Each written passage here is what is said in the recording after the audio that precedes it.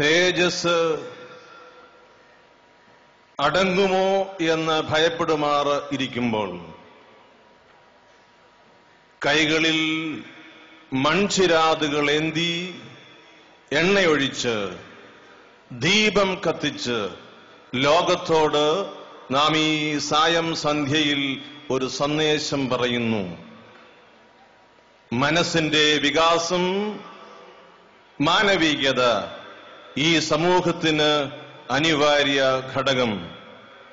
ഈ മഹത്തായ സന്ദേശം കേരള സമൂഹത്തിന്, മലയാളി മനസ്സുകൾക്ക് ആവോളം സമ്മാനിച്ചുകൊണ്ട് വലിയ ഒരു യാത്രയുടെ പരിസമാപ്തി കേരള തലസ്ഥാന നഗരിയിൽ അനന്തപുരിയിൽ ഒരു വലിയ സംഗമമായി കൂടിയിരിക്കുന്നു.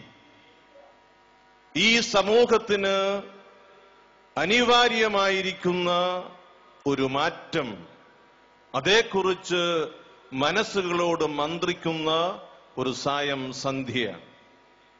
ഇവിടെ വേർതിരിവുകൾ പ്രകടമായിക്കൊണ്ടിരിക്കുന്ന നാളുകളിൽ മനസ്സുകൾ ഏകയോഗമായി സംയോജിക്കണമെന്ന് സമൂഹത്തോട് പ്രഖ്യാപിക്കുന്ന ഒരു സായം സന്ധ്യ.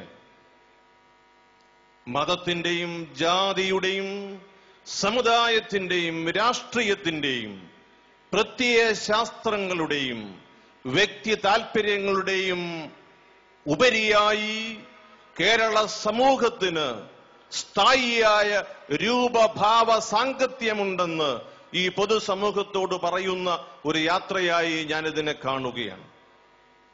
സർവേശ്വരൻ കനിഞ്ഞ് അനുഗ്രഹിച്ചു നൽകിയിരിക്കുന്ന ആത്മാവിന്റെ പ്രതിഫലനമാണ് ഈ മാനവികത. അത് മറയ്ക്കുവാനാവില്ല. സർവേശ്വരനെ മറന്ന് ജീവിക്കുവാൻ നമുക്കാവില്ല എന്ന് ഈ ലോകത്തോട് നാം പറയുന്ന ഒരു സന്ദേശമാണ്.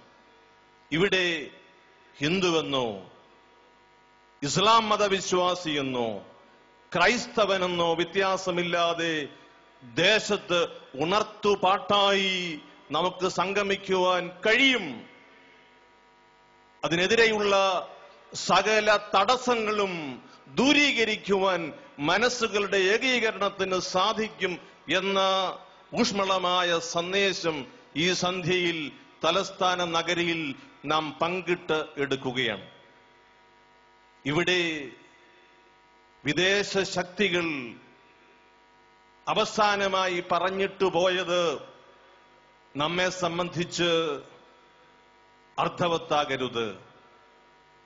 ഇത് നാട്ടുരാജ്യങ്ങളുടെ രാജ്യം, ഇവർ തമ്മിലടിച്ച് അവസാനിക്കും എന്ന് ചെറിയ സ്വരത്തിൽ പറഞ്ഞു പോയിരിക്കുന്നു എന്ന് നാം കേട്ടിട്ടുണ്ട്. മതത്തിന്റെ പേരിലോ ജാതിയുടെ പേരിലോ സമുദായങ്ങളുടെ പേരിലോ മഹത്തായ ഈ ഭാരതം, നമ്മുടെ കേരളം നശിക്കുവാൻ പാടില്ല. എന്റെയും നിങ്ങളുടെയും പൂർവപിതാക്കൾ കബറടങ്ങിയിരിക്കുന്ന ഈ മണ്ണിൽ നിന്ന് മാനവികതയുടെ സന്ദേശം ഒരുപോലെ ഉയർത്തുവാൻ നമുക്ക് കഴിയും.